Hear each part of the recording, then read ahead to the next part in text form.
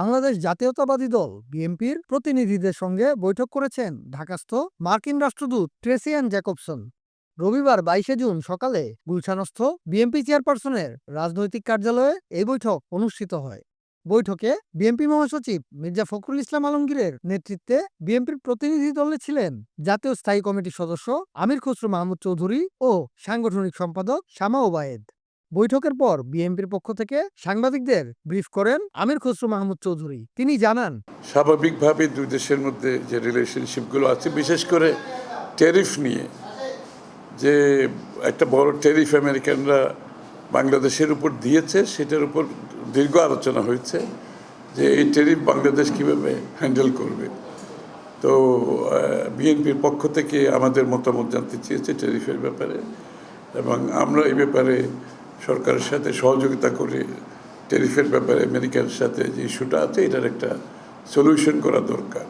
এই আলাপটা হয়েছে, গুরুত্বপূর্ণ আলাপ এটা। কারণ বাংলাদেশের ট্যারিফ যদি ওখানে উচ্চ মূল্যের ট্যারিফ যদি ওখানে বাড়িয়ে দেওয়া হয়, তাহলে তো আমাদের গার্মেন্টসের রপ্তানি চরম ক্ষতিগ্রস্ত হবে। এটা অত্যন্ত গুরুত্বপূর্ণ। এই বিষয়ে দীর্ঘ আলোচনা হয়েছে। আমরা বিএনপি সরকারের সাথে এই বিষয়ে কাজ করব এবং সহযোগিতা করব যাতে ট্যারিফের ব্যাপারটা একটা সুষ্ঠু সমাধান হয়।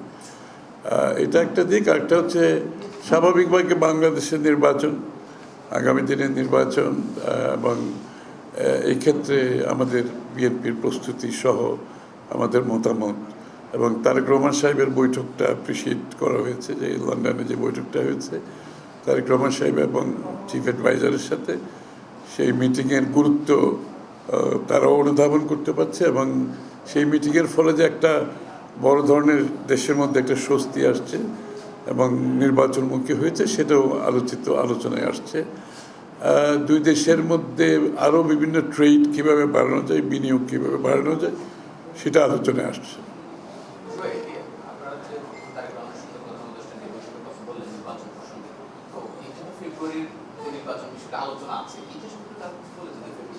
হ্যাঁ, ফেব্রুয়ারি ইলেকশনের ব্যাপারে একটু যে একটা মোটামুটি একটা জায়গায় এসেছে নির্বাচনের দিনক্ষণ নিয়ে, এটা তো একটা স্বস্তির ব্যাপার। সবাই জানে যে ডেমোক্রেটিক ট্রান্সফরমেশনে আমরা যেদিকে যাচ্ছি সেটার একটা দিনক্ষণ মোটামুটি একটি সিদ্ধান্তে আসা গেছে ফেব্রুয়ারি।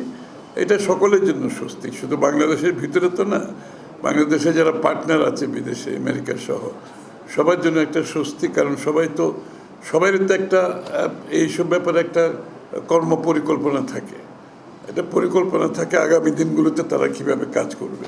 সুতরাং নির্বাচনের দিনক্ষণ ঠিক হওয়াটা সকলের জন্য সিদ্ধান্ত নিতে, তাদের ভবিষ্যৎ কর্মপন্থা কী হবে, কর্মকাণ্ড কী হবে, সেই সিদ্ধান্ত নিতে এটা অনেক সহজ হয়ে যায়।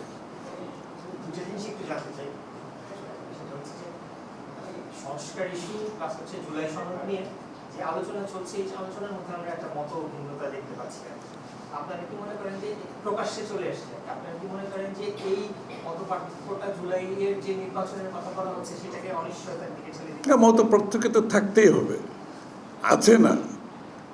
আমরা কতগুলো দল, কতগুলো দর্শন, চিন্তা ভাবনার উপর, প্রত্যেকটি দলের একটা নিজস্ব চিন্তা ভাবনা, দর্শন আছে। মত পার্থক্য না থাকার তো কোনো সুযোগ নাই এখানে। মত পার্থক্য থাকবে, যে বিষয়গুলোতে ঐক্যমত হবে সেটা নিয়ে আমরা এগিয়ে যাব, এটাই তো সিদ্ধান্ত। এটা ডক্টর ইউনূস সাহেবও বলেছেন, তারেক রহমান সাহেবও বলেছেন, সবাইয়ের মধ্যে একটি ধারণা ঐক্যমতের ব্যাপার আছে। ভিন্ন মত থাকবে, এটা তো নিশ্চিতভাবে থাকবে, এটা নিয়ে কোনো সন্দেহ নেই।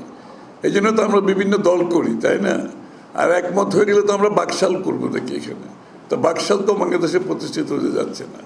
ভিন্ন মত থাকবে, কিন্তু যে জায়গাগুলোতে ঐক্যমত হবে সেই সংস্কারগুলো করা হবে। এটা খুব পরিষ্কার একটা বিষয়। এটা নিয়ে কনফিউশন থাকার কোনো কারণ নেই। কেন যাবে?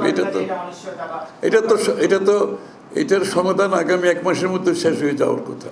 কারণ ঐক্যমত যে বিষয়গুলোতে হবে তার বাইরে যাওয়ার তো কোনো সুযোগ নেই।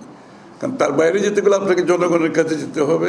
বাকি বিষয়গুলো যেগুলো তার বাইরে থাকবে, প্রত্যেকটি দল জনগণের কাছে যাবে আগামী নির্বাচনে তাদের ম্যান্ডেট নিয়ে, তাদের নির্বাচনী ম্যানিফেস্টো নিয়ে জনগণ সিদ্ধান্ত দেবে।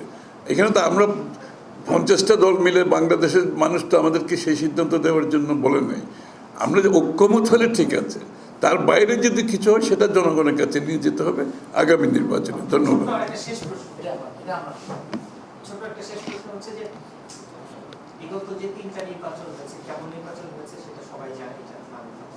সেই নির্বাচনে এতদিন পরে আজকে আপনাদের তরফ থেকে মামলা করতে যাচ্ছে, মামলা করা হয়েছে আমাদের বিরুদ্ধে। তো এত বছর পরে কেন মামলা?